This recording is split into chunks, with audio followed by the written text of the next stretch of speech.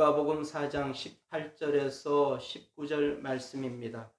누가복음 4장 18절에서 19절 말씀 같이 한번 읽도록 하겠습니다. 시작.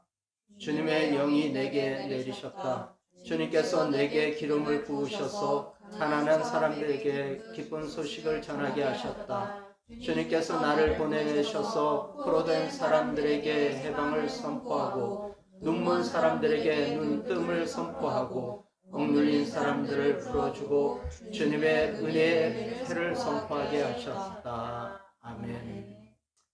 오늘 말씀은 누가복음 4장 14절에서 30절 본문을 가지고 여러분하고 예수님의 사명선언이라는 제목으로 여러분하고 같이 은혜를 나누고자 합니다.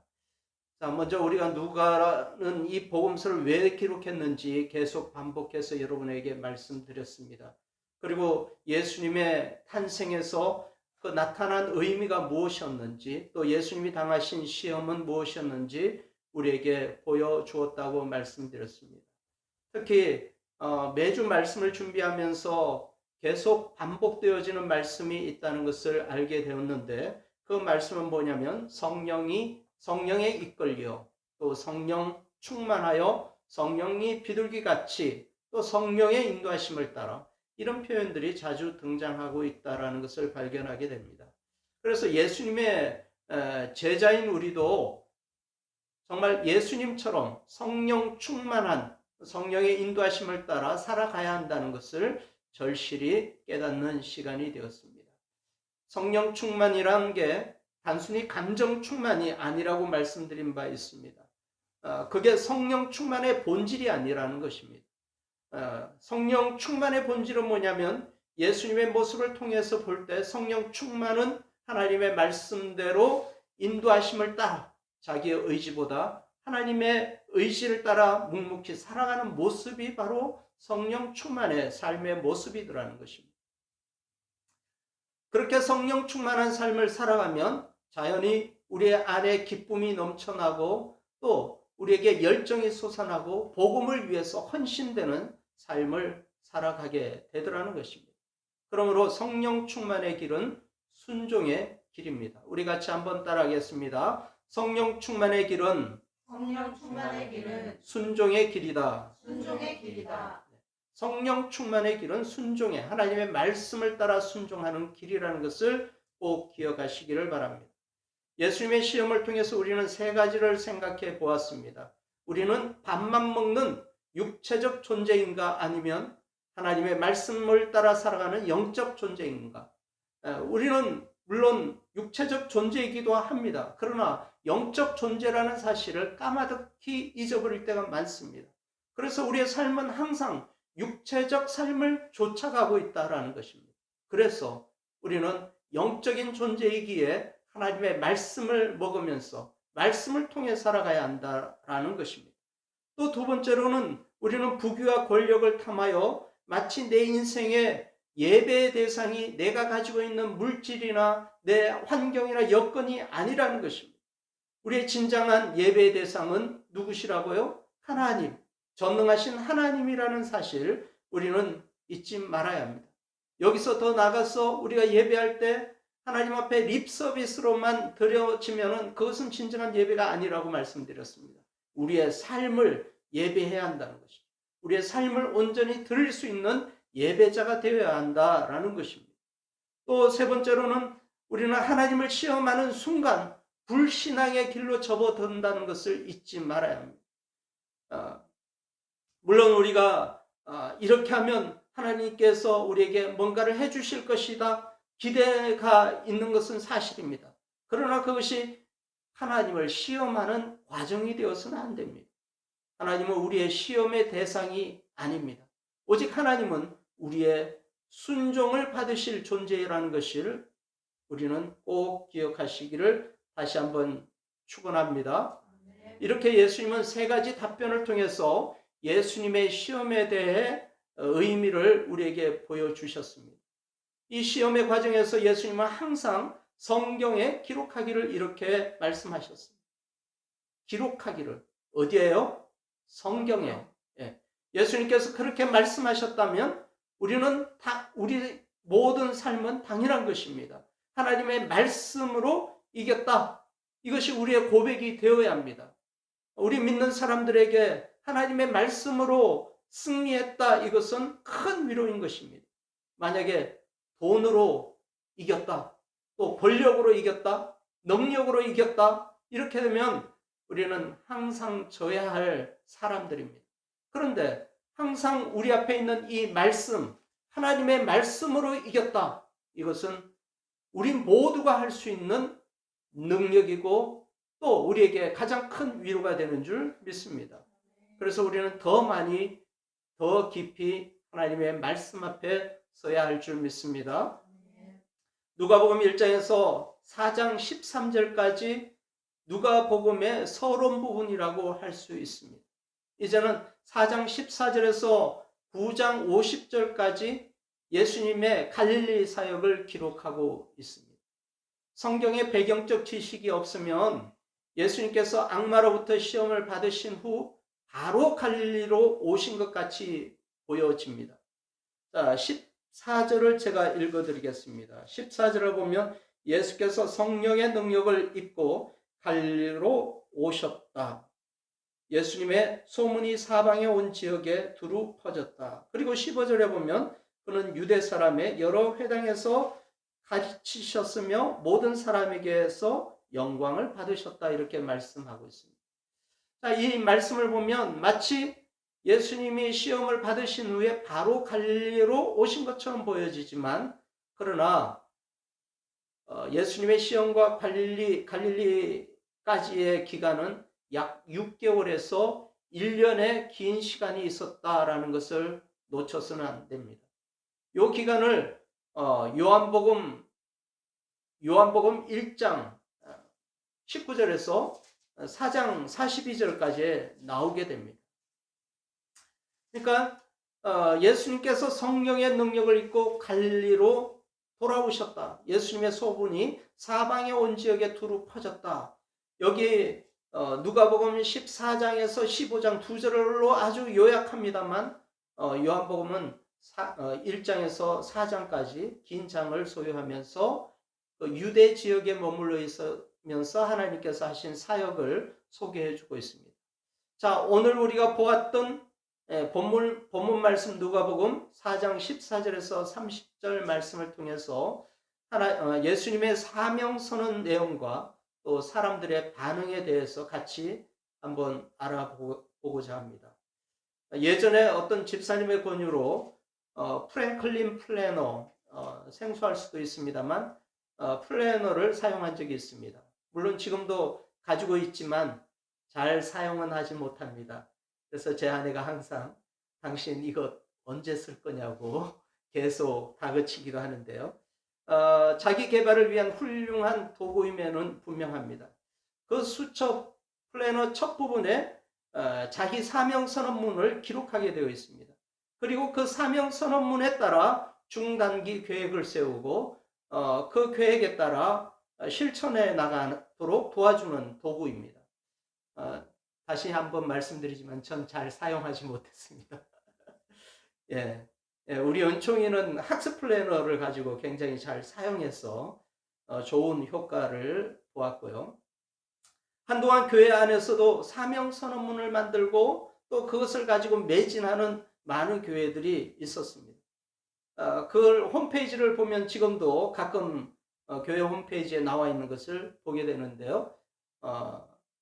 큰 대기업 이런 홈페이지에 들어가면 그 기업이 추구하는 가치와 이념이 분명하게 나와 있고 일목요연하게 그 기업의 사명을 기록해 놓은 것을 보게 됩니다.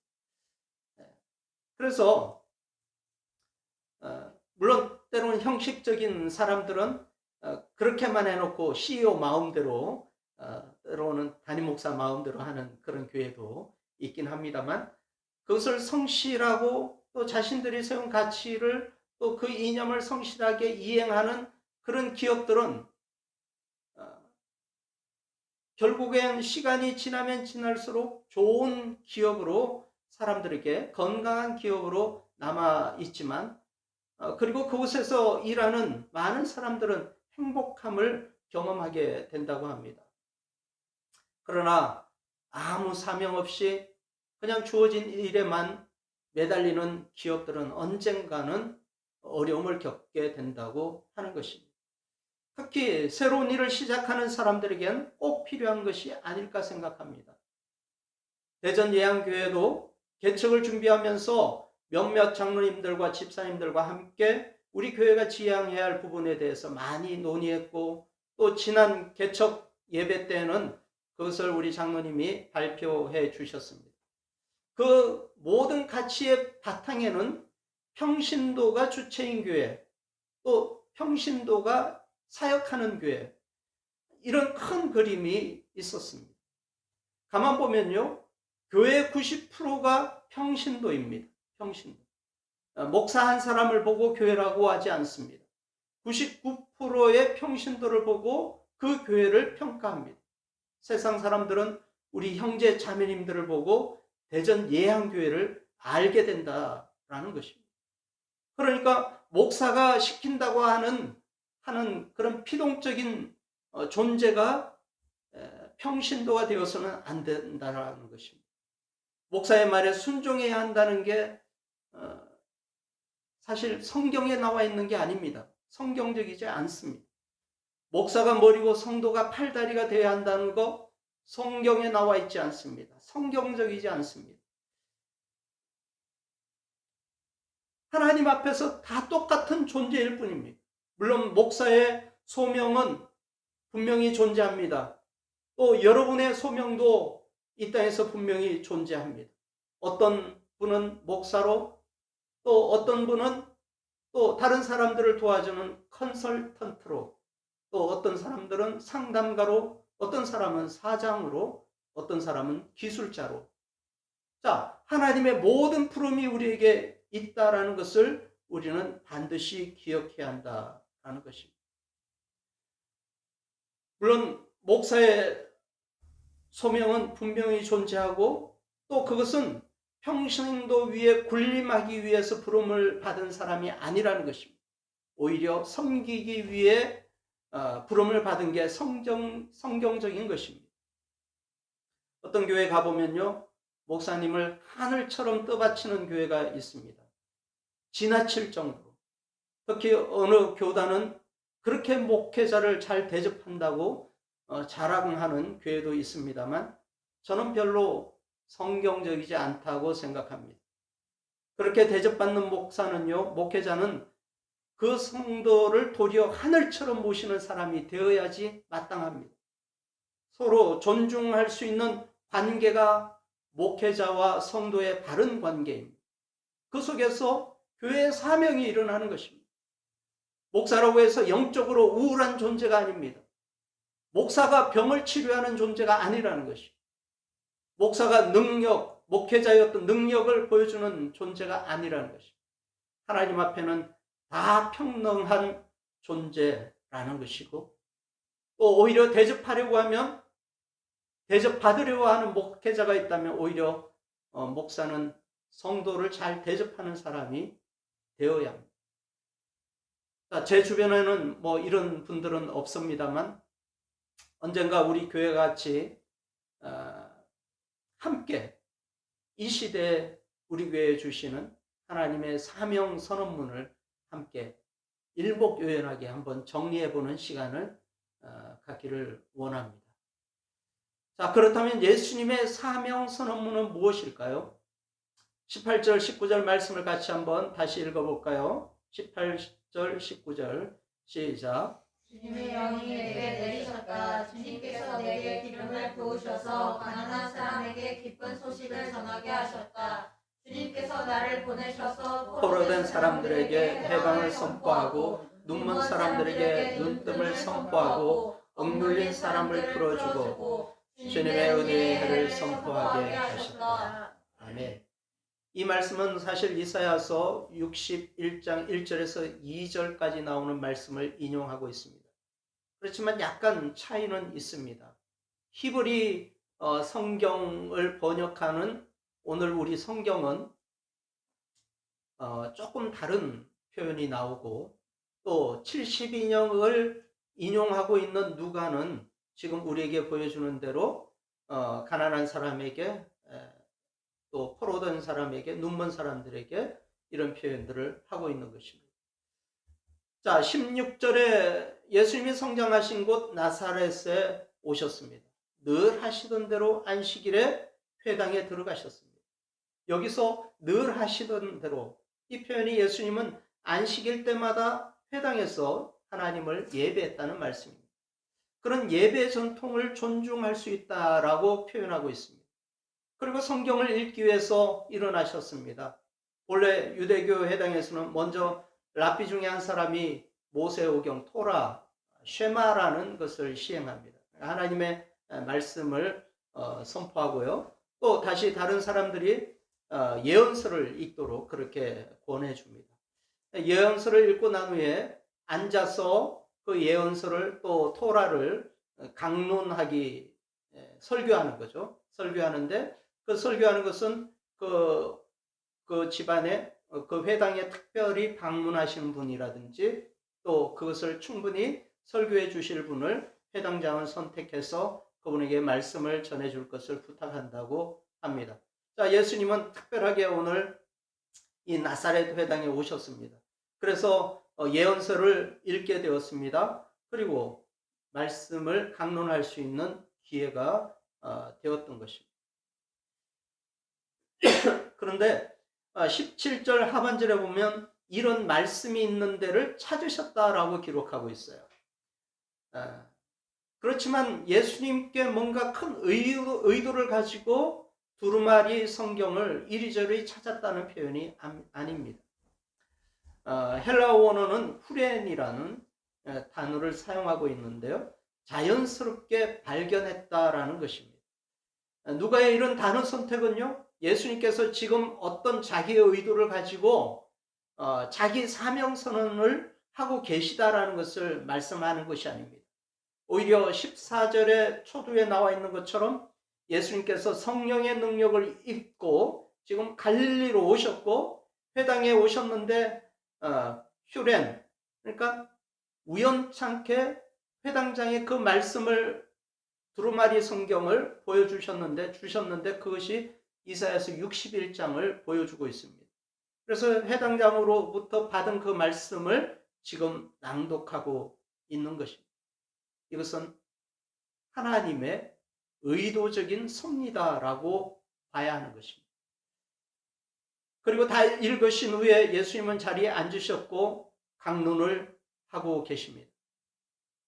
20절에 예수님께로 눈이 쏠렸고 22절에는 모두 감탄하고 놀랐다라고 표현하고 있습니다.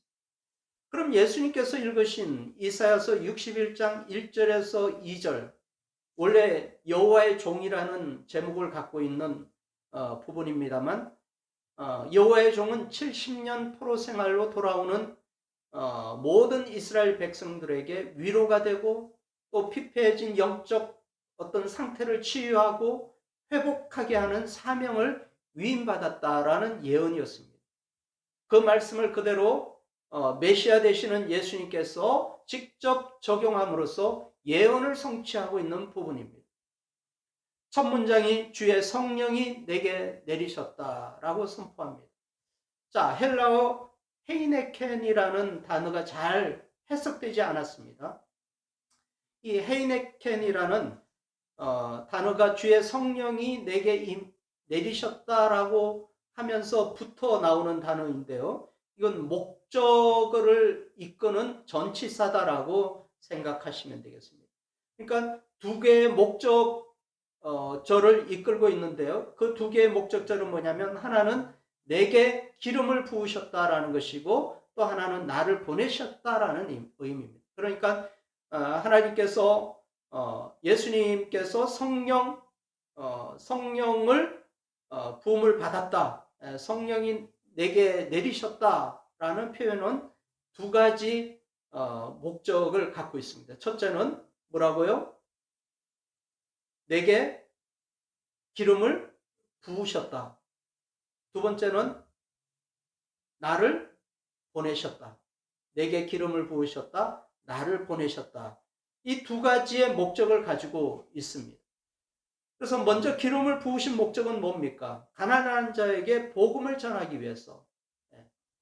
내게 기름을 성령이 내리셔서 기름을 부으셨는데 그 기름을 부으신 이유는 나를 가난한 자에게 복음을 전하게 하기 위해서라는 것입니다. 또 나를 보내신 목적은 포로된 자에게 해방을 선포하고 눈먼 사람들에게 눈뜸을 선포하고 억눌린 사람들을 풀어주고 그리고 주의 은혜를 선포하기 위해서라는 말씀입니다. 자, 정리해보면 예수님의 사명은 가난한 자, 죄인들을 위한 복음의 성격을 갖고 있습니다. 이사야 예언의 낭독을 통해서 자신에게 성령이 부어진 목적은 가난한 자에게 복음의 소식을 그리고 병들고 압박당하는 자에게 회복을 나누어 줄 것이다 라는 것입니다. 그리고 이런 예수님의 사명 선언은 4장 31절에서 시작해 갖고 5장 16절까지 가버나움에서 구체적으로 실현되어지는 모습을 우리는 보게 됩니다. 그러나 예수님께서 비록 가난하고 소외된 사람들을 구원하기 위해서 오신 것은 맞지만 마치 예수님이 정치적 또 경제적으로 억압받는 사람들, 그래서 그들을 해방시키기 위한 전사, 어떤 그런 사람으로 오해하는 경향도 많이 있었습니다. 그래서 한때 민중신학이 나타났고요. 또 해방신학이 등장하고 자유신학이 등장하게 되었던 것입니다. 자, 이렇게 가난한 자, 억눌린 자를 강조하는 것은 예수님이 어느 특정한 계층을 위해서 오신 것이 아니라는 것입니다.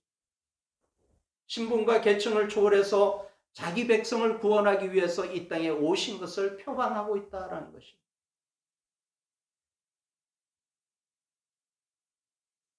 그래서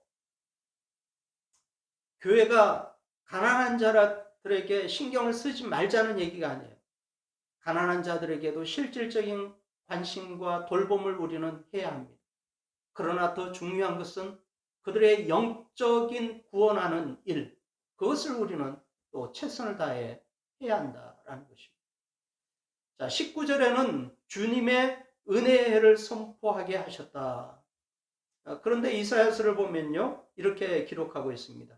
주님의 은혜의 해와 우리 하나님의 보복의 날을 선언하고 모든 슬퍼하는 사람들을 위로하게 하셨다. 예수님은 주님의 은혜를 선포하게 하셨다라고 이사야서 말씀을 딱 읽고는 내려오셨습니다. 왜 그러셨을까요? 예수님은 은혜의 주제에 대해서만 낭독을 마치셨다라는 것입니다. 예수님의 초림의 목적은 그를 십자가의 은혜를 통해서 모든 믿는 자에게 구원을 주시는 은혜라는 것을 선언하기를 원하셨다라는 것입니다. 물론 훗날 보복의 날도 오겠죠. 그리고 심판의 날도 올 것입니다. 분노의 날도 올 것입니다. 그러나 주님은 죄에 대해 분노와 보복은 우선순위에서 보류하셨습니다. 지금은 메시아를 구주로 영접하는 모든 사람들에게 구원을 주시는 은혜의 시대라고 하나님은 지금 우리에게 선포하고 있는 것입니다. 성경을 읽으시고 예수님은 더 많은 내용을 말씀하셨을 것입니다. 누가는 이 모든 내용을 너희가 듣는 가운데 오늘 이루어졌다라고 아주 짧지만 명확하게 선언합니다. 주님의 말씀은 다 이루어졌습니다. 이루어질 것이라고 미래적으로 말씀하지 않았습니다. 너희가 듣는 가운데 이루어졌다. 공생애를 시작하시는 예수님의 삶의 시작점에서 이미 그 모든 예언은 이루어졌다, 성취되었다라고 말씀하고 있다라는 것입니다. 그것이 바로 누가가 예수님의 사명 선언을 통해서 보여주고자 하는 것입니다. 그러나 사람들의 반응은 어땠습니까? 20절에서 22절 사이를 보면 그들의 눈은 예수님이 깊게 설렸다고 했습니다. 그들의 감정은 감탄했습니다. 그들의 마음은 놀랐습니다. 새 번역에는 뭐뭐라고 하고 말하였다. 이렇게 22절을 정리합니다만 헬라어 원어적 표현은요. 증거했다라는 표현이 더 강합니다. 그래서 그들의 감탄과 은혜의 말씀에 놀라고 그렇지만 이 사람은 요셉의 아들이 아닌가라고 증거했다라는 것입니다. 자, 요셉의 아들이란 결국 나사렛 시골의 목수의 아들이라는 것입니다. 하찮은 존재가 아닌가 그런 의미가 엿보입니다. 그러나 이런 긍정적인 반응 뒤에는 늘 부정적인 여론이 따라오기 마련입니다. 예수님은 그것을 간파하셨습니다. 그래서 의사야 내 병이나 고쳐라 라고 하고 싶지 않겠니? 어떤 그 사람들의 마음을 엿보았다고 해야 할까요? 예수님이 벌써 의사야 내 병이나 고쳐라 라고 말하고 싶지 라고 사람들에게 말하고 있습니다. 이제 잘 들었으니까 이스라엘 사람들은 당신이 가버나움에서 또 유대 땅에서 베풀었던 기적이나 한번 보여주시오. 내가 맞나 안 맞나 한번 보겠소. 이런 의도가 그들의 마음속에 있었다라는 것입니다. 예수님은 이 사람들에게 무엇을 보았을까요? 그들의 놀램과 감탄과 증거가 있었지만 그것은 감정뿐이고 그들 속에 있는 불신앙을 예수님은 보셨다라는 것입니다. 의사야, 너 자신을 고치라는 속담은 의사의 능력을 믿지 못할 때 내뱉는 비난의 말입니다. 결국 그 나사렛 사람들은 예수님을 하나님의 아들로, 구원자로 또 이 땅에 보내신 하나님의 사람으로 믿지 못했다라는 것입니다. 그들은 같은 고향 사람이란 이유 때문에, 내가 너를 안다는 이유 때문에 놀랄 노자이지만 믿지 않았다라는 것입니다. 나사렛의 불신앙은 유대인 전체의 불신앙을 예견하면서 이방인을 구원하시는 하나님의 섭리를 부각하는 것처럼 보여줍니다. 왜냐하면 누가는요 이방인이었기 때문에. 나사렛의 불신앙은 누구의 불신앙이었다고요? 유대 전체의 불신앙을 표방하고 있어요. 그래서 아마 이 복음은 이방인들을 위해서 더 크게 전해질 것이다 라고 지금 누가는 보여주고 있는 것입니다. 그리고 그것을 예수님은 예화를 통해서 말씀해 주셨어요. 엘리야가 가뭄이 들었을 때 그 많은 이스라엘 가부들에게 보내진 것이 아니라 이방 땅인 시돈 땅 사렙다 마을의 가부에게 보내졌다는 점입니다. 또 엘리사 시대에서는 이스라엘 땅에 많은 나병 환자가 있었지만 아무도 고침을 받았지 못했습니다. 그러나 이방 나라 시리아 나아만 장군은 엘리사를 통해서 치료함을 받게 되었다라는 것입니다. 엘리야 시대와 엘리사 시대는 이스라엘의 어두운 시기였습니다. 이스라엘 사람들은 이 시기를 생각하고 싶어 하지 않습니다. 그런데 그 시기의 사람들을, 그 시대를 돌이켜보면서 엘리사가 또 엘리야가 이방인들을 구했다라는 것은 큰 울림이 있었던 것입니다. 유대인들은요 이방인들을 경멸합니다.